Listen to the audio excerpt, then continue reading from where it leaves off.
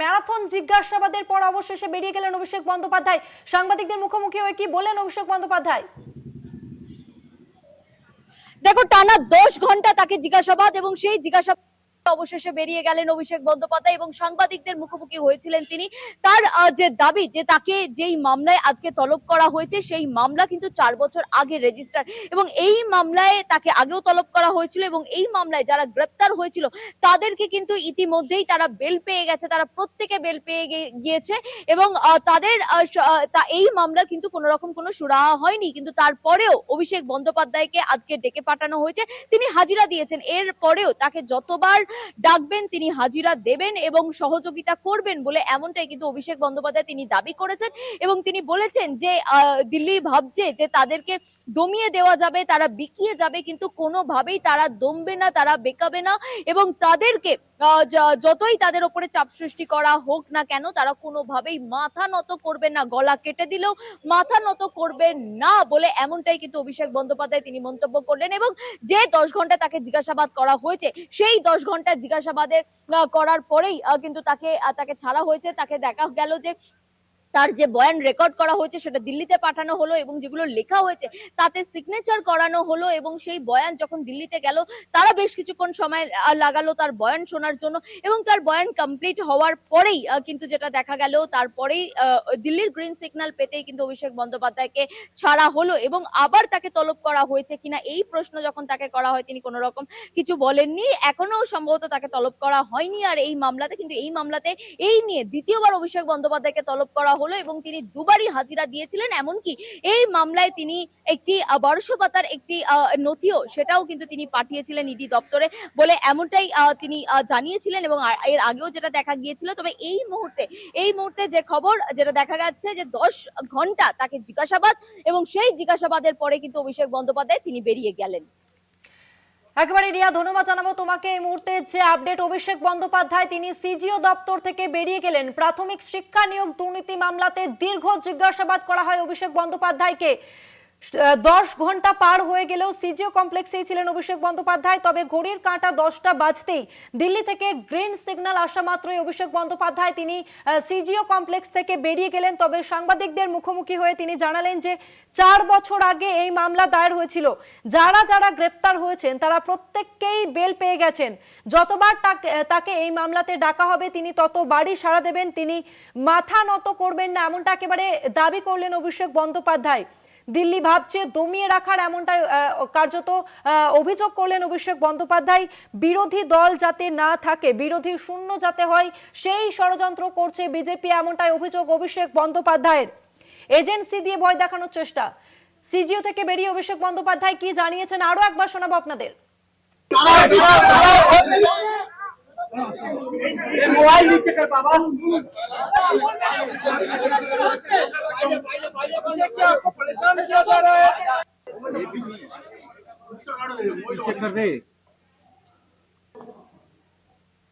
চমকানো যায়, তাদের ভেঙে ঘুরিয়ে দেওয়া যায়, কার্যত বিরোধী শূন্য করে দেওয়া যায় পশ্চিমবঙ্গকে, সেই চেষ্টাই গত 1 মাস ধরে করা হয়েছে।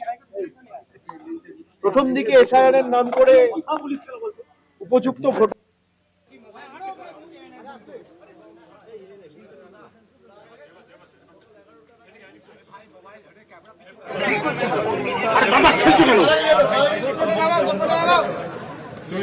थोड़ा भोट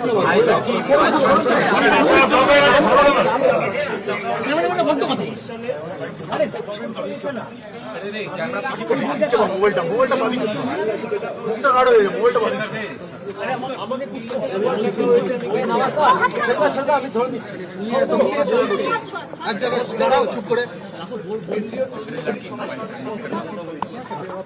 আমার সামর্থ্য অনুযায়ী সাহায্য সহযোগিতা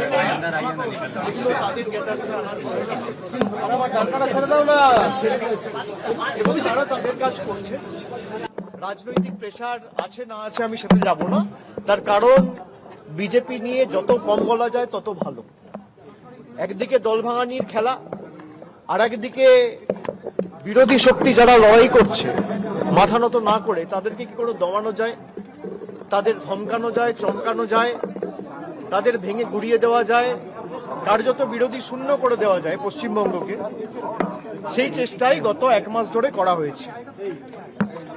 প্রথম দিকে এসআইআর এর নাম করে উপযুক্ত ভোটারদের ভোটার তালিকা থেকে নাম বাদ দেওয়া, পরবর্তীকালে জোর জবরদস্তি কাউন্টিং ভেন্যু থেকে বল প্রয়োগ করে অন্যান্য দলের রাজনৈতিক কাউন্টিং এজেন্টদের বার করে দেওয়া, তারপরে পোস্টপোল ভায়োলেন্সের নামে কি তাণ্ডব লীলা চলেছে আমরা সব জায়গায় দেখেছি। বিরোধীরা যাতে বিরোধী দলনেতার স্বীকৃতি না পায় সেই নিয়ে ষড়যন্ত্র, কনস্পিরেসি, দল ভাঙানো, এমপি ভাঙানো, এমএলএ ভাঙানো, এইসব করে কোনো লাভ নেই। তারা ভেবেছিল যারা এজেন্সির ভয়ে এদিক ওদিক চলে যাচ্ছে মমতা বন্দ্যোপাধ্যায়ের সাথে বা মানুষের স্বার্থকে সামনে রেখে যারা লড়াই করছে, আমরা হয়তো চলে যাব, দমে যাব, মাথা নত করব, আত্মসমর্পণ করব, বিকিয়ে যাব। আমাদের গলা কেটে দিলেও আমরা আত্মসমর্পণ করার লোক না, আমরা লড়াই করার লোক। আমাকে যতবার ডেকেছে আমি বিগত দিনেও এসেছি, আমি আগামী দিনেও আসব। যে কেস নিয়ে আমাকে ডাকা হয়েছে, এই যে মামলা কেস 4 বছর আগে ইসিআইআর রেজিস্টার হয়েছে, সিবিআই এনকোয়ারি শুরু করেছে জুন মাসে 2022 সালে। তৎকালীন শিক্ষামন্ত্রী পার্থ চট্টোপাধ্যায় গ্রেপ্তার হয়েছিলেন জুলাই মাসে। যারা যারা গ্রেপ্তার হয়েছিলেন কেউ আজ পর্যন্ত এখন আর কাস্টাডিতে নেই, সব বেল পেয়ে গেছে। কোনো সুরাহা হয়নি। যাদের চাকরি পাওয়ার কথা ছিল, আমরা সকলে চেয়েছিলাম প্রক্রিয়া যত তাড়াতাড়ি সম্ভব হয়ে উপযুক্ত ব্যবস্থা নিয়ে মেধাযুক্তদের তালিকায় কোনোভাবে নাম তুলে যথাযোগ্যভাবে এই চাকরির প্রক্রিয়াটা একদম ট্রান্সপারেন্ট ভাবে করা হোক। আমি আমার মতো করে চেষ্টা করেছি। যখন যেখানে আমাকে যা প্রশ্ন করেছে আমি তার উত্তর দিয়েছি, এবং আগামী দিনেও তারা যদি আমাকে ডাকে, আমার যদি কোনো পূর্ব নির্ধারিত কর্মসূচি না থাকে, আমি নিশ্চিতভাবে যাব।